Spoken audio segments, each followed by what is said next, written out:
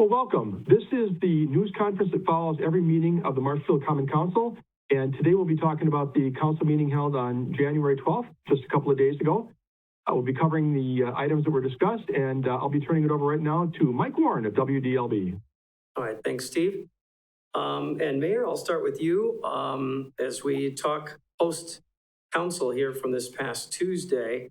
And actually, there were a couple meetings this past week that I want to address. I want to start with the more recent meeting from Wednesday. The city's Fire and Police Commission held its regular meeting on Wednesday, the 13th. And one of the issues they had on their agenda was a closed session item to review a complaint filed related to the Chief of Police, Rick Gramza. They came back into open session and basically, I think, agreed to forward the city's charges against the chief to the chief, get him a copy of it, and then basically I think it sounded like they've directed their president to start scheduling hearings on the charges forwarded by the city of Marshfield in late December. Is that how you understand it? Maybe just talk about that meeting and how you understand that process to be moving forward now. Yeah, that's you just gave a great description of it. They did meet yesterday. I guess that would be Wednesday morning. It was their normally scheduled meeting, and they go through their normal, as you saw prior to going to closed session to go over this issue. It was a pretty normal Fire and Police Commission meeting, and then they went into closed session because they had received the charging document, if you will, that the city administrator Steve Barg sent out after the Common Council approved or, authorized that to go. And so that was given to the PFC. They went into closed session as they should to discuss that. And they came out with a unanimous vote to go ahead and proceed and send out the charges to Police Chief Rick Gramza. And that really starts the clock, if you will. And so this all follows Wisconsin Statute 6213. And I believe, and Steve will be able to give you a little bit more specifics on this, but I believe that starts, there needs to be a hearing scheduled between 10 and 30 days. And so that's where that is, and that meeting seemed to go very well, I believe. I'm not exactly sure how long they were in closed session. It was some time though. So they had a good discussion, and they came out to move ahead with submitting that document. I think all I'd really add to what the mayor said, Mike, is that, I know people have been sometimes frustrated with the speed of this process, going back to when the chief put himself on voluntary leave back in August. But as Bob said, well, it's all part of a process. What we're in right now is specified and laid out by state law. And this was just another step. The Fire and Police Commission had their first chance to talk among themselves about the charging document and to determine if they wanted to move forward. And then the next step in that is service of the document itself on the police chief, and then move ahead from there. So again, I would just ask the public to continue to be patient. The council is doing what it can. The mayor is doing what he can to move the process along, but it just has a number of steps to it. Mayor, were you pleased to hear that they were, I don't know if you want to say taking the city's charges seriously, but that they're at least moving the process forward? Well, it was very clear, I believe, in the charging document that was sent out. I think it was very clear, what needed to be done. It was what I guess is being requested, and it seems like the Police and Fire Commission, read it thoroughly, went through it thoroughly, sounds like they had a good, diligent discussion about it. So this moves the process ahead. So, we've got to get to a place of closure. So this is the next step in doing that. Having said that, it's again, I go back to the fact that I understand this is a big issue. I get it. I get the gravity of it. But I do want people to understand that our police department is a tremendous police department. And it's too bad that they have to go through this. But the citizens of Marshfield are safe. We have an incredible, Pat Sepps is doing a great job as the acting chief. And they're all doing a great job there. So this is moving ahead at the pace that it can. And I will go back to, everybody is frustrated over the speed of it. But realistically, looking now at what had to take place so that this is all done properly, it really went rather quickly now looking back on it. And so now it just, those papers will need to be served, and then there's a date. And that was the other thing that they did in the meeting is I believe they nominated the president, Randy Gershman, to work with the attorney for scheduling purposes and things like that. So they don't need to go back to a meeting every time something like that comes up. So we'll just look forward to see when whenever that meeting is that they're going to have. Could they have said no? I mean, what would have happened had the commission said, hey, we received the charges, that the city is forwarding over. Thanks, but no thanks. We're not going to pursue this at all. I mean, was that an option for them and they could just drop it at that point on their end of it? Well, it's certainly an option, but I hate to go on hypotheticals because I know the reality is of what happened, and I've really just for all, I think we really have to stay with that. Would be my opinion. Steve, could you speak to that with what if scenario there? I mean, if they said, yeah, we got your charges, but we're not going to pursue this. Yeah, I suppose that could have happened, Mike. I think given, the gravity of the situation we're dealing with right now, I think that it's unlikely that they would have done something like that out of hand, apart from the procedure called out in state law, which is to actually hold a hearing and determine, if it rises to a level of disciplinary action, and if so, to what level. I suppose it was a possibility. It just didn't seem very likely. All right. Well, now let's go to Tuesday. There was a council meeting on Tuesday. And really the main highlight there is this issue of the new headquarters for Marshfield Utilities. And that took center stage on Tuesday. And correct me if I'm wrong, I think basically the issue or resolution, I guess, was basically the council has to kind of give the utility permission to borrow the money needed to do the project. I mean, let's start with that first of all. Is that what the issue was that the council members were voting on Tuesday? Yes, that is exactly what it is. It's just the authorization then that they can go ahead and go out for the bonding. So in essence, if you look at it, we're kind of like a co-signer. We're not actually taking out the debt or anything like that. This is all with the utility, and that's really been in the stages now for quite some time. And this was the final. So what took place on Tuesday was the final authorization. So you'll look back, I believe this process, Steve, started at, I don't know, I believe it was 2011 when they started to work on the idea of, expanding or do whatever. So they went, and at that time they were looking for a building, I believe at that time was about 115,000 square feet. And then of course they had to look for sites and a lot of different things because there's a lot of that infrastructure over there is set. And so to move that, I believe, from what I've heard, that would be more to move all that stuff than it would be for this new building. So as things got closer and closer, a couple of years, they went back and forth for years on what did they want to do. They certainly did go out and do their due diligence and look at different sites.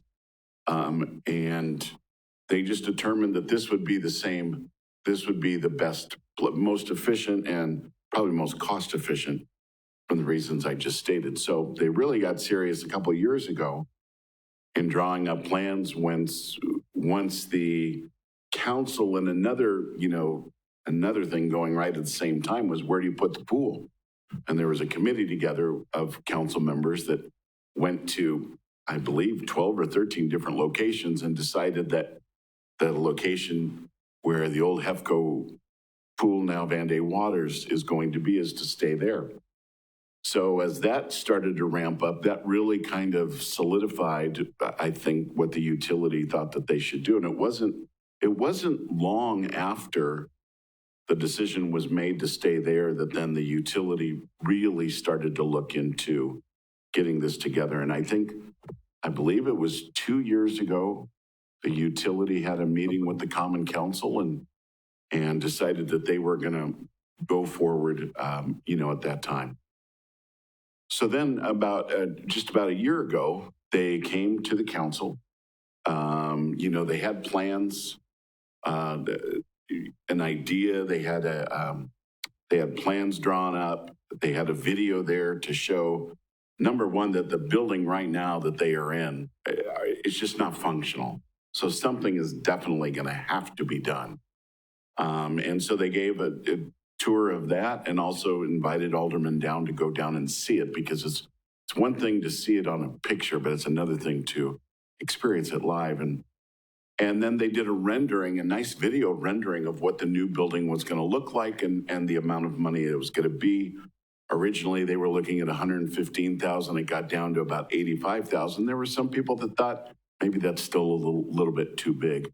And I believe at that time, the amount that they were looking for was around $17.5 million to do that. There was a lot of discussion that the council had. It was great discussion. And at that time, it was approved to proceed with getting the permits and getting it to where we were the other night. And so at that time, it was a 6-4 vote, I believe, in favor of beginning that process. Well, part of beginning that process was spending about $875,000 in permits and in studies and everything that you can imagine, going out for RFPs. And the folks that were doing this, Nick Cum, the general manager there, and the 5 commissioners, it was really impressive the other night. All the commissioners were here. And when you hear their background experience of being in business and understanding, it adds a lot of credibility to the fact that this really does need to take place. And they were a unanimous vote the day before the council meeting and going through with the bids. So during that time frame, when they came back to us, instead of it being 17.5 million, I believe it was 16.845. And so it's a little bit less. Square footage is still about the same at 85,000. Alderman Witzel had a great thing. He's like, are you prepared for, if this is a 50 to 60 year project or building, there's a lot changing with solar and different things like this. Are you going to be able to do that with this building? And they were pretty adamant that they would. There's always changes, maybe unexpected changes. And then it got down to the vote. There were some aldermen that were still pretty adamant about the fact that it's maybe too big, not the right time. I don't know if there's ever really a great time to do $16.8 million, but one thing, and so the aldermen, that they had concerns. They had a very vigorous discussion. And we had Ferris on then from Eilers giving this financial advice. And I think the main thing for people to see is right now you have historically low interest rates. The interest rates they're looking to get are going to be, that they were saying the other night, was going to be about 2%. Some folks thought, well, maybe hold this off until COVID. And the reason is because when this takes place, I believe in 2020, maybe it's 2024, the ratepayers will see an increase on average of about $4 a month on their bill. But they won't see that increase until 2024 when the building is up and functional and everything else. And a big concern for everybody was the economy right now and COVID is here. And so I'm hoping that COVID is not going to be as much as an influence in 2024. But the big thing that I saw is, if you hold off, and this is typical kick the can down the road. If you hold off, and let's say you go a little smaller and you do it in 2 to 3 years, and you get the cost down from 16.8, you go a little closer and it's down to 15 million, but your interest rate now is at 4.25%, then the amount of extra money that you're going to pay for that project is actually going to be more. So from a financial situation, it really does make sense. It really does make sense. And this is one of the few times where it was a 5-5 tie. And this is one of the few times where the mayor's vote, where the mayor actually gets to vote. It was a tough vote for everybody involved, but I could not see wasting $875,000 just would be gone. I couldn't see it, much less. I don't know when interest rates are ever going to be this low again. I mean, I can only imagine that they would be on an upward swing. So when you start looking at that, I don't think that the folks in Marshfield want to just waste close to $900,000. And I will say, between that meeting and now, I've had a lot of people come up to me say, this was the right thing to do. Certainly, there's also the people, and they're valid. But some of the aldermen, to their credit, said, we just did a big tax increase. Do the folks need another thing right now? There are some people out there on fixed incomes, and that has to be thought of. And I'm in agreement with them. We have to think of everybody. I just believe by doing it now, keeping that cost low, and having an efficient building is the right thing to do. Not a lot to add. I think Bob did a really, really good job of summarizing not just what happened last night, but how we got there, the whole history of this project as it's come together. Going back to your original question, Mike, I think I would just add that, we have a utilities commission for a reason. They conduct the oversight of the electric and water utility on a daily, monthly, regular basis. That's something the council doesn't have to deal with, electric and water issues. But they still operate under the city's umbrella.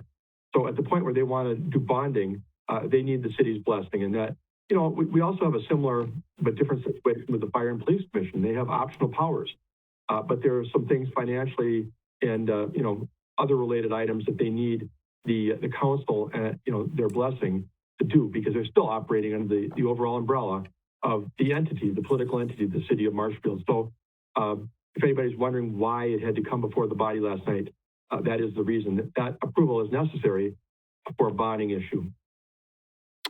I would just like to add to that as well, because Steve brings up a very good point.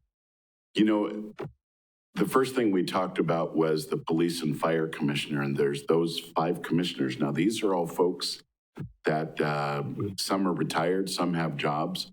They're citizens that want to do the best that they can for the city. And we've got also 5 commissioners for the utility commission. And then we have many different boards and committees where folks from the public, Marshfield residents, are on all of these different committees. And if you look at the extraordinary things that they are having to deal with, I really appreciate their public service. I really do. And it is a lot. In both scenarios there, on just those 2 commissions, you look at the things that they're dealing with right now, and that is a lot. So their work and all of the folks, when you start looking at all the different committees that we have, the Committee on Aging, the Historical Preservation, the BID, all of these different committees, these are citizens that are really engaged in the city, and we certainly do appreciate that. Yeah, and adding to that, sometimes the council will take issue, or the mayor might take issue with a path that one of those committees or boards is pursuing. But think if we didn't have them. Think if we didn't have those incredible volunteers. The council meetings, not maybe the other night, but a lot of our council meetings last fairly long.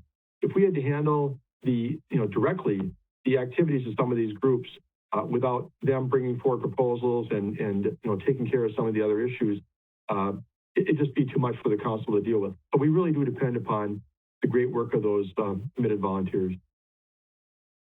And one of the concerns was, I think it was Alderman Witzel brought this up and asked David Ferris, is it Ehlers? Taylor's. And, you know, Alderman Witzel was wondering, what is the effect of this now on the city? And like you said, and I think Alderman Witzel was the one who used the term, co-signing a loan, basically. Correct. City co-signing, kind of.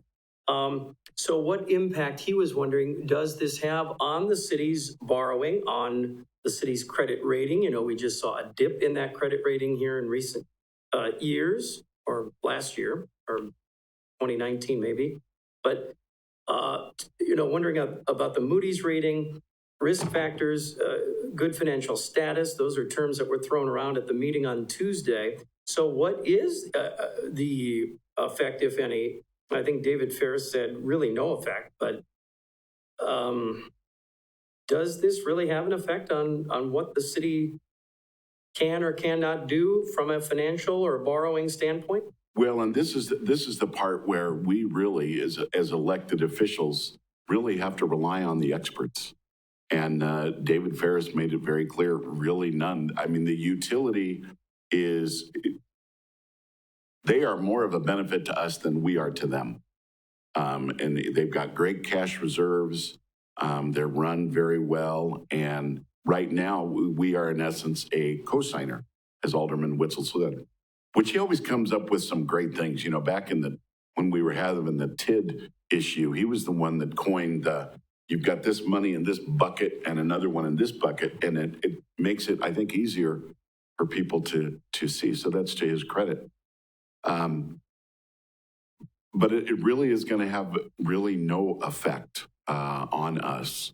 And we're hoping that when we do go for another credit review, they see what has been done in the city is pretty close to what they were asking for. So we're optimistic about that. But they don't do credit reviews real quick. It's going to take time. They're going to make sure that we're going to continue to improve. And this is the thing, when you go back to the experts, and Steve brought this up very well, as council members, we sit in here, every other Tuesday or the second and fourth Tuesday of the month. And we go through things and we agonize over things. I mean, I could even tell, you could just feel it in the room when we're going to be talking about heavy issues and when we're not. And this one was agonizing. But I had to keep looking out at what the experts were doing. And I go back to those 5 commissioners. I was watching them during the meeting because I didn't know how the vote was going to go. I really didn't know how the vote was going to go. But I was watching them, and I watched the meeting the night before as they went through each different bid. They didn't just approve 16.8 million. They went through probably 20 different bid packages and approved each one. And they all had what all the bids were. They all had the information. And not one of them was wavering. Is this the wrong thing to do? Can we go small? Not one was wavering. So when you've got those folks saying this, you've got the utility, Nick coming there, and you've also got our finance director and Mr. Ferris from Ehlers saying that, look, this is a good thing to do, and these are historical low rates. And you've got a need. We're not just going to go put up a building that we don't need. That building right there is simply not functional. And so you're going to end up spending a lot more, a lot more if you don't do it. Mike, the financial piece, and I think, the mayor touched on this well, really, it's been the city and the issues we've been dealing with since the TIF transfers a couple of years ago, holding them back in terms of the bond rating for what they get. Their bond rating was adjusted downward, tied to the cities. So, I mean, if anything, we've hurt them more than we would ever think that they might hurt us. Ever since I got here in early 2011, I've learned and continued to see evidence that the Marshfield Utilities is run very well, not just in terms of the service and the product it provides, but in terms of the financial management as well. So, you can argue about the size and scope of the project. I know some people think that $17 million is too high. Couldn't it have been scaled back? I get those questions, and we had a lot of good discussion on that, but they planned it well. As Bob said, they evaluated the bids very clearly, very critiquingly, and I think they've got everything in order for a good project here. And like Bob said earlier, I'm glad that we went ahead with it. I thank Bob in particular for breaking the vote in the affirmative. I understand and appreciate the concerns of those against. I get it. But, having seen this go all the way down the road and, the authority a year ago to spend a lot of money designing, engineering, architecture work, everything on this project, it would have been difficult to see it not get passed. I think that, and like Bob said, ended up spending $800,000 on all that prep work. So, like I said, I appreciate the concerns of those who disagree with the decision, but I think that the utilities folks, did a good job, and I think our financial advisor working with them had everything in order as well. So the scope and size of the project now, they said at the council meeting, I think the size of the project has been reduced, and therefore it brought the cost down.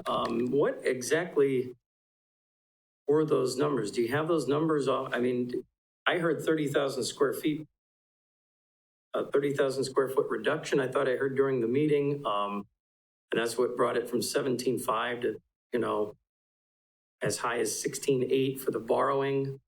Well, to be fair, right? the original of being 115,000 square feet was when they started back in 2014 and 2015 when they did I believe, a space needs. So that the size of it from the time that they came for the first approval last year until now, I believe is pretty close to the same. The reason it's a little bit less than the original 17.5 is because it was a better time to get bids. We also had a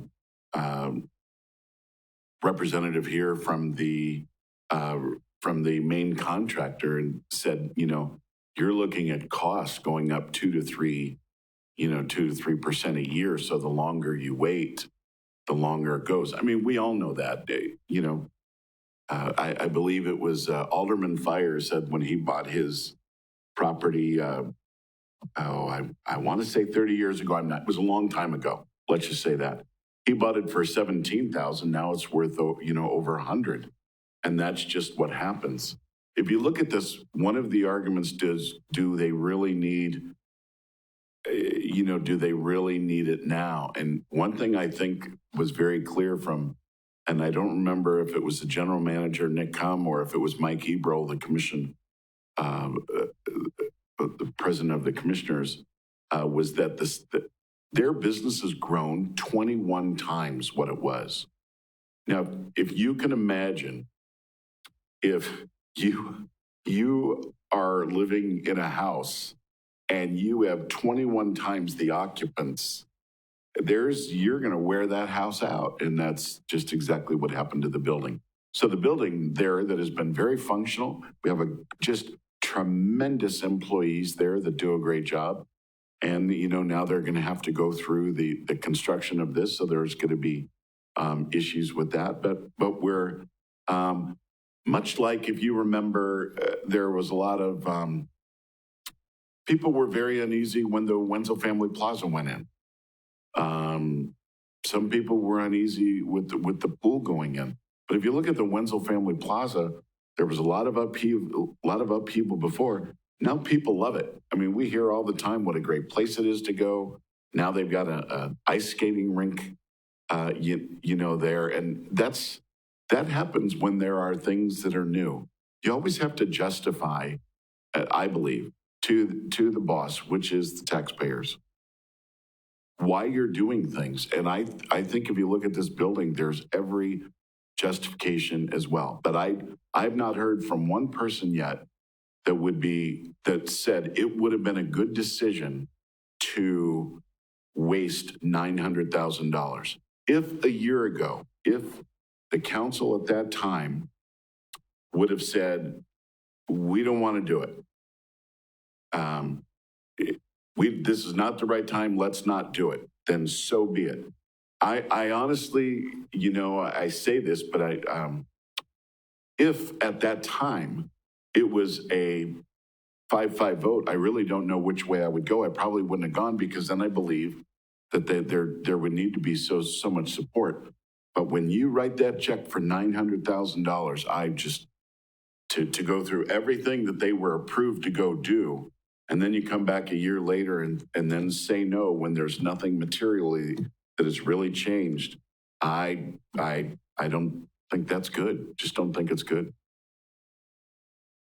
I want to add a shout out to all the people involved in the cooperation too between Marshfield Utilities side of things and the city. I mean, there was some heartburn back in the day when we talked about Van Waters before it had that name. The development of an aquatic center on the current or previous HEFCO pool site, and at the same time, utilities wanted to expand on that footprint that they have down there on South Central. But everybody from the staff to the boards, to the consultants, the contractors, everybody has worked together so well in this process, I think, to try and make it the best possible situation. Marshfield Utilities has been very good to work with, as I understand, in terms of that concern about would it feel like their new building would encroach too closely and kind of, create a little bit of an awkward feeling between themselves and Van Waters. And they've been very cooperative. So I think at the end of the day, the public is going to be very proud of both projects. They're going to be much more excited, I realize, about Van Waters as a place to go in the summer to enjoy a great water facility.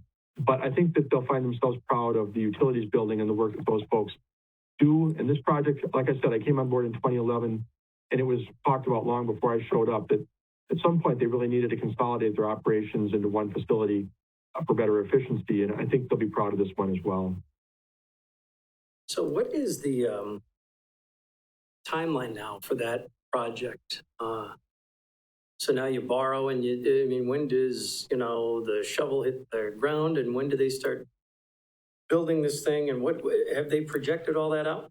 So they have, what I know is they go for bonding on certain days in February, and then if everything goes well, I believe in March is when they get the funding for it, and then they would determine that. So for an exact date for when the shovels are going to go in, that would go to, you'd want to talk with Nick Cum over at the utility for that. And I will say one point on this. This council is a very good council. And they, if anybody, you hear all the time in government things are rubber stamped and stuff like that. I'll tell you, not with these folks. They had tremendous dialogue back and forth, pros and cons. I mean, you really had to come in. If you were coming in thinking one way, you were going back and forth with your thought process through the meeting because there were some very, very good points made, and on both sides of the equation. And so believe me, I did not like having to break a tie, but I sure appreciate all of their opinions. Some I agree with, some I don't, as far as what their opinions are, whatever. But that's the way a council should be. It shouldn't just be where, everything just gets through. And if you notice on some things, it's a unanimous vote. I venture to, I mean, I don't even know what the percentage is for sure, but I'm going to say, Stephen, I don't know, maybe 85, 90% of the time when we're voting on things, it's unanimous or pretty close. But there's that 10% that'll catch your attention. And, but the citizens can be sure that a vigorous debate was had on whether this was the right thing to do. And I think that they should be very proud of their, the elected aldermen that they have. I think they had a great debate. I agree entirely, Bob. And I think that what happened on Tuesday night is exactly what government is supposed to be. I mean, it was a long discussion. Some people might have tuned in and walked away and came back and said, are they still talking about this utilities building? My gosh, how long is this conversation going to take? But it was 11 people thoughtfully looking at the information. I totally agree with what Bob said. Good points were made on both sides. I totally appreciate and respect the questions and concerns of those who were not supportive of the project being approved for borrowing on that, that evening. But in the end, a decision was made. I think it was government operating the way it's supposed to. And I commend all those involved. I mean, these are tough decisions. When you get voted in to be an elected official, you don't exactly know what you're signing up for sometimes. A lot of the votes are pretty simple, but, these are your moments where you're called upon to exercise your best judgment for the citizens. And sometimes it can be challenging. As for the timeline, Steve, do you have any of those dates or any? I don't. I'm working from home these days, so I don't have anything at my fingertips, Mike.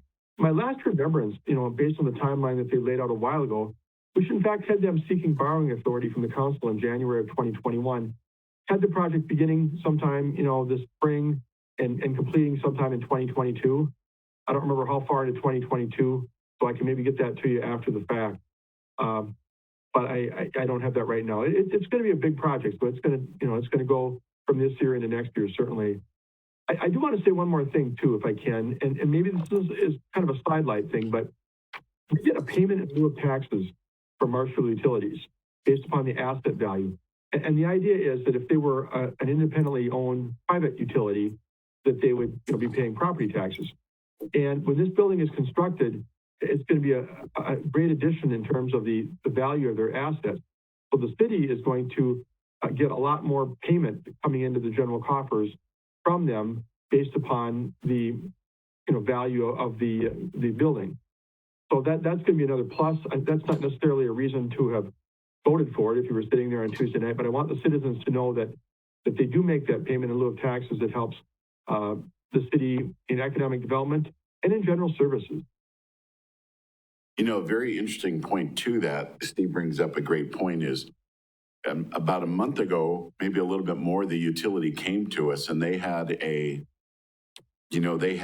because some people said, well, why don't you sell the utility? And then that would be a good thing. Well, so the utility brought in, just in our immediate area, I think 7 or 8 different utility companies, if you will. And if we weren't the lowest on that, maybe we were second to the bottom. If we would sell to one of the people or one of the companies that they said would be a good idea to sell to, you'd see a 20% jump in your utility bill at hello. So this is something, very interesting fact. Marshfield Utilities and the area that we service, they are in the bottom 10% of rates in the state. I mean, that's something to be proud of. So even considering selling it to somebody where when you do that and rates go up to, 15 to 20%, that just, again, from a financial thing, it was looked at, had to be there. But on that meeting, is tremendous. I mean, Marshfield Utilities, they did their homework. They really did their homework. And I believe that was very helpful. I agree with Bob on that completely. I came from Ripon, where I was city administrator for 13 years before I came to Marshfield. And Alliant Energy was the provider of electric and water service for the city of Ripon. They didn't even own the water utility. And, when you have a private company owning utilities, they factor in shareholders' profit. And, they're allowed by PFC to still give a decent rate of return to the investors who own those companies. So that affects rates. And then secondly, decisions are not made locally. If the city of Ripon said, we really would like to see something done in this area or that area with respect to electric and water service, we had to ask for their blessing, and they might say yes, or they might say, no, that's not on our radar. And,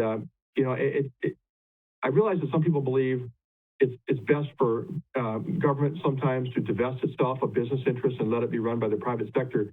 But I think when you're talking about your public utilities, it's best handled locally, where the decisions are made locally and where it can be run in a way that doesn't involve having to factor in those types of things like shareholders' profit. Okay. Anything else? That's all I had. No. Yeah, it was a pretty light agenda other than that, a pretty rare agenda. In fact, probably a good thing, because a lot of the oxygen was taken up by the utilities project. But I'm sure as we head to the next meeting, Mike, you'll see more items on the agenda. Okay.